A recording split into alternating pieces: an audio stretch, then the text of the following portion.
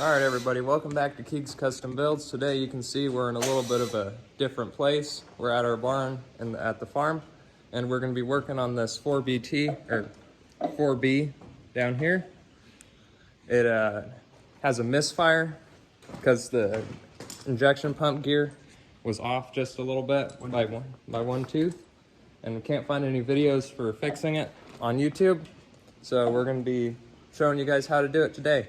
This is probably only going to be model specific for its type or whatever, but if this is your type of motor, it should work for you. And I'll get you turned around so you can see what we're doing. All right, so this is a Cummins 4B. This is the model code on it. It's for a case. It's a 4390.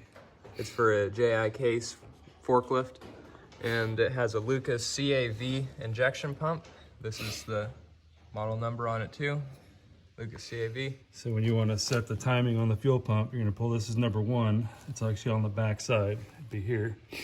But you pull number 1 and you get a drill bit that fits down in the orifice, and you turn it over by hand until this goes all the way in. And then you set this. You pull this loose, get the little washer spun sideways out of the way, and tighten this on the shaft. And then that'll be the timing pump, or the injection pump timed. And now the problem here is that this one was off by one tooth, because if you set the pump in there, you line the key up, when you shove it in, it twists, and that set the timing backwards. So it was too retarded. So now we're gonna come one forward and slide it in, and it'll be in the right spot. So that's the F, yeah, right over the O. Timing mark on the F instead of on the B. Since I couldn't find the information for the B or where it was supposed to be, I just tried to line it up with the pump, and when I slid it in, it spun backwards. So that put the injection timing retarded, and it was trying to blow the fuel in when it was on the exhaust side, so it was blowing big flames out the exhaust, which was pretty cool, but not very efficient. Not good for the motor either. No, probably not. All right, well, we'll get this put back together, show you how it goes back together, and then start it up and see if it runs. And now when you put it back together, you have to make sure the injection pump goes into the keyway, and you have to worm it around a bunch of stuff in there. So this time it actually went in there nicely, and we'll get it tightened up. All right, so we've been getting it wrong this whole time. We were going the wrong direction. It used to be on B over that 0 mark, then we put it on F, and it was just cocking that pump in there wrong, and that little Mark here. That mark there was way off. So now you decided to put it on H, and that lines it up perfectly with that mark back there. As you can see, the pump is still aligned correctly in there. So now we got it on H over 0. Now we're gonna put it together, tighten it up, and see if it runs. All right, so I got the gasket scraped off of this one right here. He's going crazy with the silicone, making sure it doesn't leak. Gonna slap that cover on there, tighten it up all the way around, and then put on those injector lines.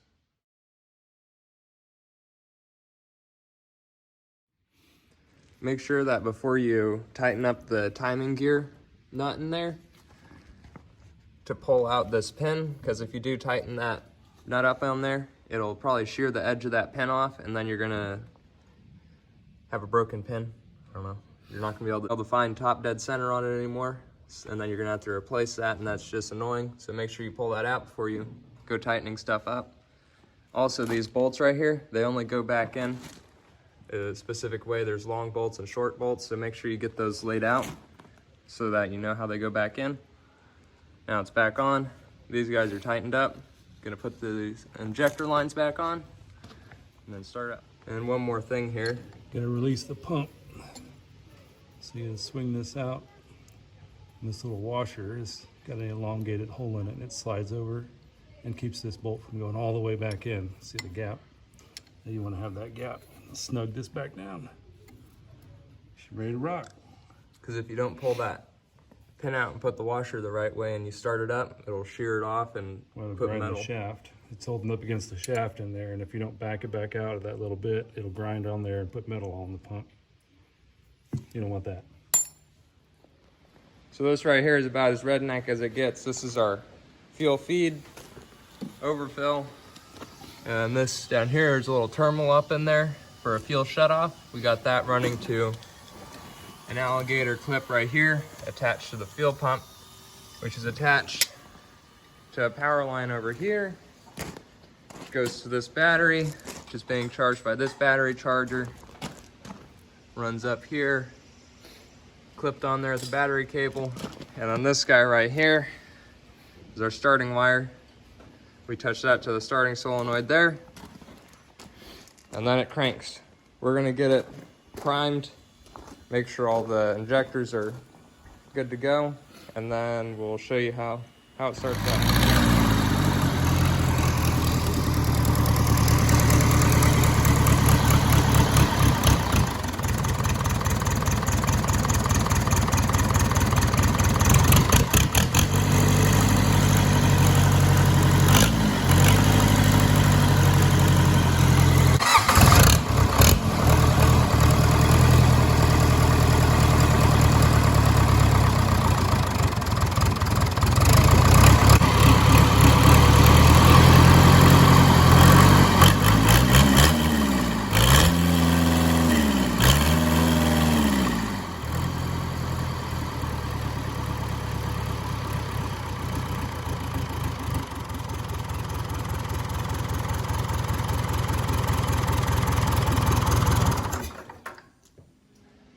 All right, as you can see, the setup worked. You can see the ratchet straps are tying it down, keeping it from flipping. That was basically enough to get it running.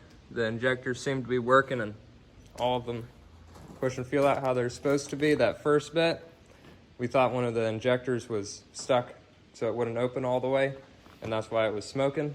But it turned out the pump just wasn't advanced enough. So you can see right there is where it's supposed to be set, or just a starting point. And then we had to move it all the way up there, and that's what got it running like that. When we got this motor, the number 3 rod bearing was completely seized up on it. We couldn't turn it over at all. So this is one that I basically chipped off there. And all the main bearings were pretty much roasted on it. It needed to be rebuilt. We had the crank turned 10 thousandths under, got new bearings for it that were the right size. We replaced all the piston rings. That took forever because of people sending the wrong rings for this motor. Again, this is the number for it. This might only work for this model of motor, so just keep that in mind. Anyway, it's all back together. We rebuilt it, it's running. Basically, whoever we sell it to, will have to figure out the fine tuning. But if you want to see some of the other projects we got going here, got my sister's 79 K10 custom deluxe, super fancy. It's got a bunch of rust work that needs to be done. Gas tank's rusted through. The frame is relatively clean because of C-channel, but we'll get that fixed up sometime. Get over here real quick. This is my mom's 1963 Volkswagen Beetle with a rag top. They chopped the roof on it right there and put on a rag top from a wrecked Volkswagen. This is just about done. I started working on it about, I don't know, a year ago by myself. Almost got it finished. All the floors in there. The door panels are ready to go in. I just gotta drill these holes for the window latch to go onto there. It's looking good. I started this when I was a wee lad with my dad, about 5 years old, somewhere around there. It's a little bit dark back here, but it has a completely stock Volkswagen engine in there, what would have came with it originally. This is a custom creamsicle color that my mom wanted. So, I don't know. I don't really like it, but she does. The hubcaps are also painted. And we got one more project outside for you to see. This is a John Deere track loader. with a drop bucket on it. It needs to have the brake plates replaced down inside of there. Basically, you have to take everything apart because they're down in there. We had them soaked in ATF fluid. That didn't get them loosened up, so that's going to be a big job when we go to do it. Basically, whatever you guys want to see, just put it down in the comments, whatever you want to see rebuilt. So, get back over to the 4B. Anyways, if you enjoyed the video, share it with someone who might find it helpful. Like and subscribe to Keeks Custom Builds. If you have any tips on how to tune this motor, get it running real good, put them down in the comment section. Keeg out.